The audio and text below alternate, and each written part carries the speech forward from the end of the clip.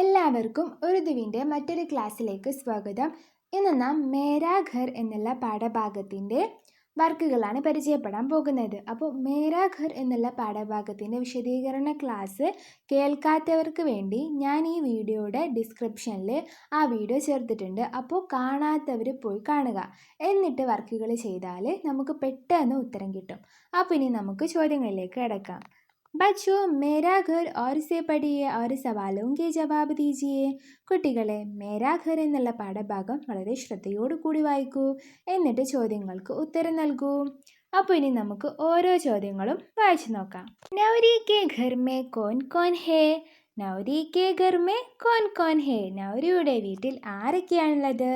മേരാ ഘർ എന്നുള്ള പാഠഭാഗം വായിച്ചാൽ നമുക്ക് കൃത്യമായി പറയാൻ കഴിയും. എന്ത്? നൗരിയുടെ വീട്ടിൽ ആരൊക്കെയുണ്ട് എന്നത്. അപ്പോൾ നൗരിയുടെ വീട്ടിൽ ആരൊക്കെയാണ് ഉണ്ടായിരുന്നത്? അവളുടെ വീട്ടിൽ ഉമ്മയുണ്ട്, ഉപ്പയുണ്ട്, മുത്തശ്ശനുണ്ട്, മുത്തശ്ശിയുണ്ട്, സഹോദരിയുണ്ട്, സഹോദരനുമുണ്ട്. അപ്പോൾ നമുക്ക് ഉത്തരം എഴുതാല്ലേ. നൗരി കെ ഘർ മേ, നൗരിയുടെ വീട്ടിൽ ആരൊക്കെയാണുള്ളത്? ഇനി ആരൊക്കെ ഉണ്ട് എന്നതാണ് നമ്മൾ ഈ ഒരു ഡാഷിൽ ചേർക്കേണ്ടത്. അബ്ബ, അമ്മി, ദാദാ, ദാദി, ബായ് और बहन है. ഇനി നമുക്ക് അടുത്ത ചോദ്യം വായിക്കാം. നൗരി കാ ഘർ കൈസാ ഹെ? നൗരി കാ ഘർ കൈസാ ഹെ? നൗരിയുടെ വീട് എങ്ങനെയാണ്? നമുക്കറിയാം നൗരിയുടെ വീട് ചെറുതാണ്. അപ്പോൾ എന്താണ് ഉത്തരം? നൗരി കെ ഘർ ഛോട്ടാ ഹെ. ഇനി നമുക്ക് അടുത്ത പ്രവർത്തനം നോക്കാം. ബച്ചോ ജോസഫ് और സോനി നൗരി കെ കമരെ മേ ഹെ. കുട്ടികളെ, ജോസഫും സോനിയും നൗരിയുടെ റൂമിലാണ്. നൗരി അപ്പിനെ കമരെ കെ ബാരെ മേ കഹ്നെ ലഗി. നൗരി അവളുടെ റൂമിനെ കുറിച്ച് പറയാൻ തുടങ്ങി. അപ്പോൾ ഇത് നമ്മുടെ നൗരിയുടെ റൂമാണ്. അപ്പോൾ നൗരി അവളുടെ റൂമിനെ പറ്റിയിട്ട് കൂട്ടുകാർക്ക് പരിചയപ്പെടുത്തി കൊടുക്കുകയാണ്. അപ്പോൾ നമുക്ക് അവളുടെ വീട്ടിൽ പല പല സാധനങ്ങൾ കാണാൻ സാധിക്കുന്നുണ്ട്. അവളുടെ വീട്ടിൽ ടാബിളുണ്ട്. ടാബിളിന് ഉറുദുവിൽ എന്താ പറയാന്നല്ലേ? ടാബിളിന് ഉറുദുവിൽ മേസ് എന്നാണ് പറയുന്നത്.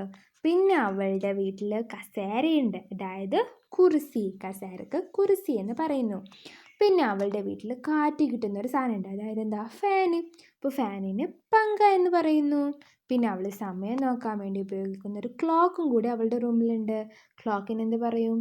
ഘടി എന്നാണ് ഉറുദുവിൽ പറയുക, ഘടി. നമുക്ക് അവളുടെ റൂമിൽ വേറെയും പല സാധനങ്ങൾ കൂടി കാണാൻ സാധിക്കുന്നുണ്ടല്ലേ. അപ്പോൾ അവളുടെ റൂമിൽ അലമാരയുണ്ട്. അലമാരക്ക് അൽമാരി എന്നാണ് പറയുക. എന്താണ് പറയുക? അൽമാരി. പിന്നെ അവളുടെ റൂമിൽ കട്ടിലുണ്ട്. കട്ടിലിന് പലങ്ക് എന്ന് പറയുന്നു. എന്ത് പറയുന്നു? പലങ്ക്. പിന്നെ അവളുടെ റൂമിലുള്ളതാണ് പന്ത്. പന്തിന് ഖേന്ത് എന്ന് പറയുന്നു. എന്താ പറയുക? ഖേന്ത്. ഇനി നമുക്ക് തൊട്ടടുത്ത് തന്നിട്ടുള്ള ഓരോ ജുംലകളും വായിച്ചു നോക്കാം. യേ കമര ഹെ, യേ കമര ഹെ.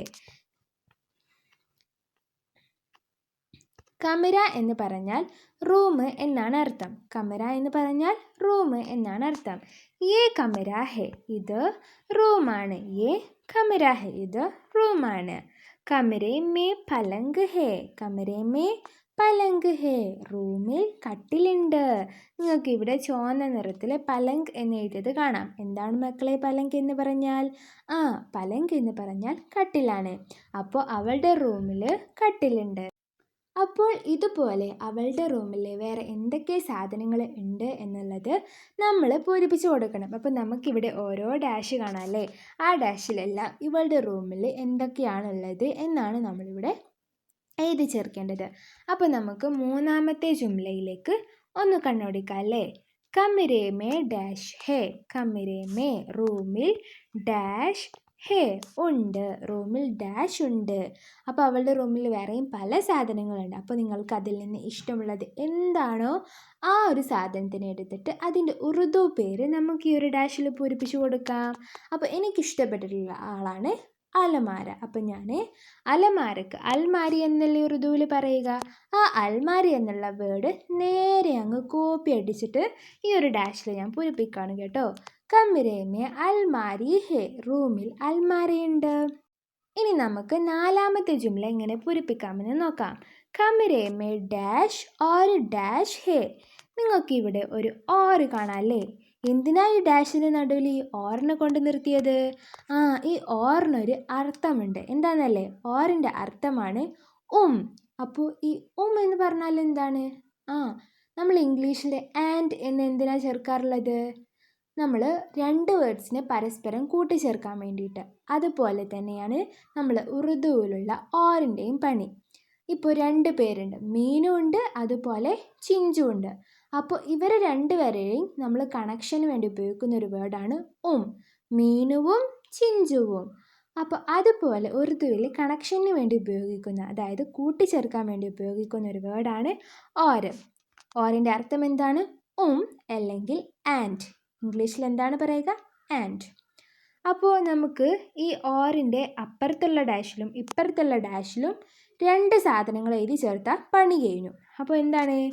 കമരേ മേ, റൂമിൽ, ഡാഷ് ഓർ ഡാഷ്. ഡാഷും ഡാഷും ഹേ ഉണ്ട്. അപ്പോൾ റൂമിലുള്ള 2 സാധനങ്ങൾ ഡാഷിൻ്റെ അപ്പുറത്തും അപ്പുറത്തുമായിട്ട് ഓരോന്നിന് ചേർത്ത് കൊടുക്കാം. അപ്പോൾ നമുക്ക് എങ്ങനെ എഴുതാം? കമരേ മേ മേസ് ഓർ കുർസി ഹേ.